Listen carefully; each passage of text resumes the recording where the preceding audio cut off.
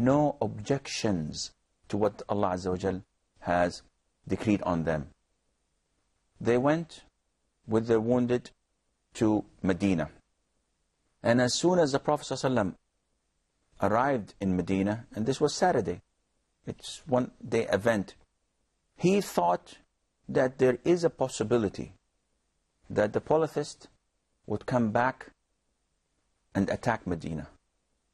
Because going to Mecca, it's about 3 days ride. So maybe they had second thoughts and we didn't do anything. Let's go back and finish what we've started. And that is why the Prophet ﷺ told his companions, whomever was with us yesterday in Uhud must come and go with us to Hamra al-Asad in order to fight the mushriks. Sheikh, did any one of the companions complain about too much fighting, battle after battle? Did one of them complain? No, not even one of them complained, because again, this was their objective. What is their objective? It is to support Islam, to support the Prophet ﷺ, and to get the honor of dying at the cause of Allah. So it was excellent for them. This is their bread and butter. Now, the Prophet ﷺ encouraged them to go to Hamra al-Asad. And as we can see on the screen, Hamra al-Asad is about 8 miles away from Medina. It's not that far. But again, it's outside of Medina. So the instructions were clear. Only those who fought with us in Uhud were to come out with their wounds. No one else. And this was also to show the polytheists the strength of the Muslims, even when they're down and wounded. So they all went as the Prophet ﷺ called them to go out. Now, exactly as the Prophet ﷺ thought, in the middle of the way, Abu Sufyan stood and said to the people, "What have you done? You've done nothing. Muhammad is alive, Abu Bakr is alive, Umar is alive, and all what you've done were 70 casualties. It's nothing. Let's go back and finish what we came to do in the first place." Safwan ibn Umayyah, though his father was killed in the Battle of Badr, but he was a smart man. He said, "People, now we've barely escaped. And come on, who are we fooling? We know what took place. So if we go back there, they are going to come with fresh people. People who are eager to fight. And then something bad is going to happen, and we don't want this." The majority were with Abu Sufyan. And they all said, "No, we're going to finish what we started." Now the Prophet ﷺ reached Hamra al-Asad, and he was met by a man called Ma'bad ibn Abi Ma'bad al-Khuza'i. And he was from a tribe that had good relations with the Prophet ﷺ. Was he Muslim? No, he was not a Muslim. So the Prophet ﷺ met this man, and this man was an ally of the Muslims. So he gave his sympathies to the Prophet ﷺ, and he felt sorry to what happened to his companions and to his uncle especially. So the Prophet, using his wit, ﷺ, told him, "If you see the disbelievers, try to turn them back and away from us." And this is war. So Ma'bad went, and on the way he met Abu Sufyan and those who were with him, the enemy army. And they trusted him. So they said, "Ma'bad, where did you come from?" He told them, "I came from Medina. And I came from a very, very strong army of fresh fighters who were so eager to kill you. I could see it from their eyes. And they came in huge numbers. All those who did not come to fight in the Battle of Uhud came out now." And the minute they heard this, they felt afraid. Because themselves, the polytheist army were wounded, and they were tired and exhausted of what took place. So when they heard this, they felt afraid and they decided to go to Mecca. But also Abu Sufyan used a similar trick.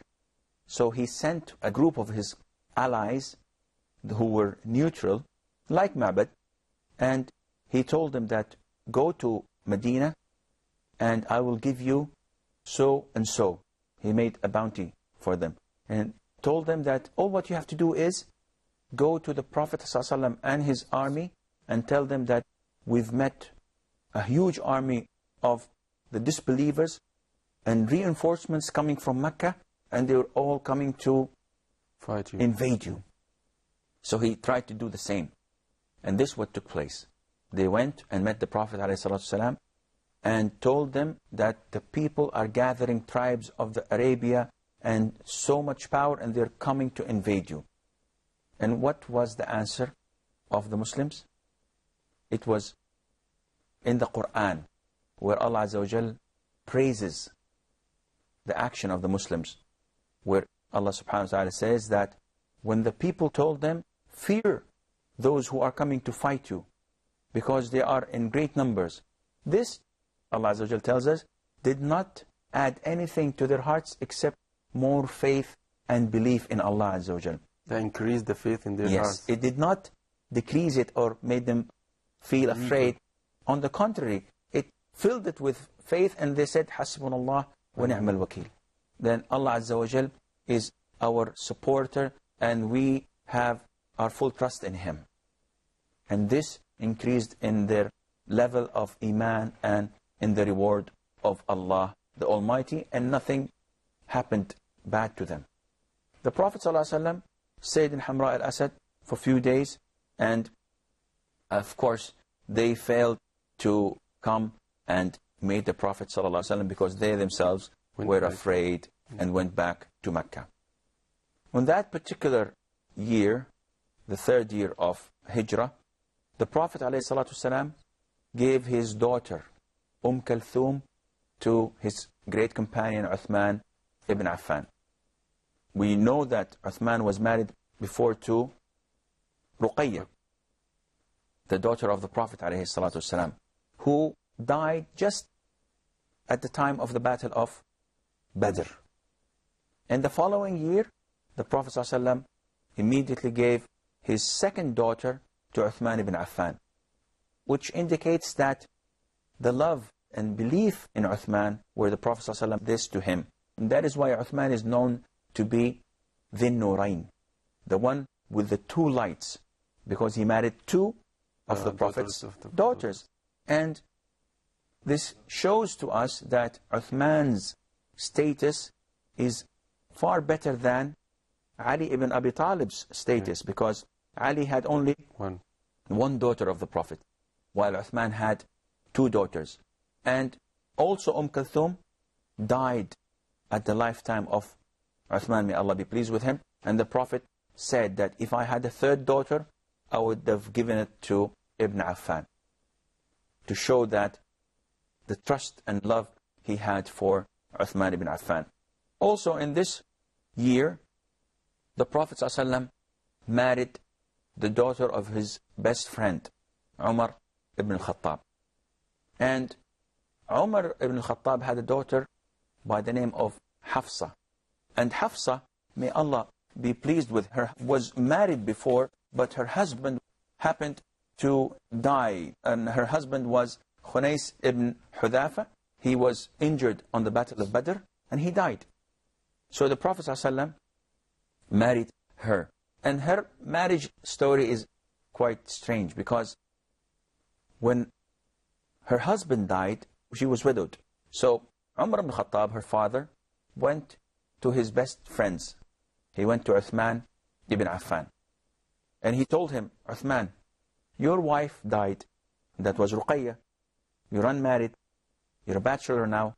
So how about marrying Hafsa, my daughter? And Uthman was still mourning his wife, so he said, I can't. I don't feel like marrying. So He wasn't very pleased with that. So he went to his second companion and friend. He went to Abu Bakr and said, Abu Bakr, my daughter Hafsa has been widowed, and what about if you marry her? So Abu Bakr did not answer him and ignored him. And this felt even worse. And then, to his surprise, the Prophet ﷺ proposed to her. And of course, this was a great honor, and Umar immediately accepted, and she was wedded to the Prophet ﷺ. Only then Abu Bakr came to Umar, his friend and companion, and apologizing, Umar, I hope that you didn't find anything in your heart against me when I did not answer you. He said, yes, I did. He told him, the truth was that I heard the Prophet ﷺ mention Hafsa's name. So I knew that he was going to propose to her, and that is why I didn't accept. Otherwise, I would have definitely accepted her to be my wife. And the Prophet ﷺ married Hafsa bint Umar ibn al-Khattab, and she became the mother of the believers. I believe that this is all the time we have for today's program. So inshallah, until we meet next time, fi amanillah. Wassalamu alaikum wa rahmatullahi wa barakatuh.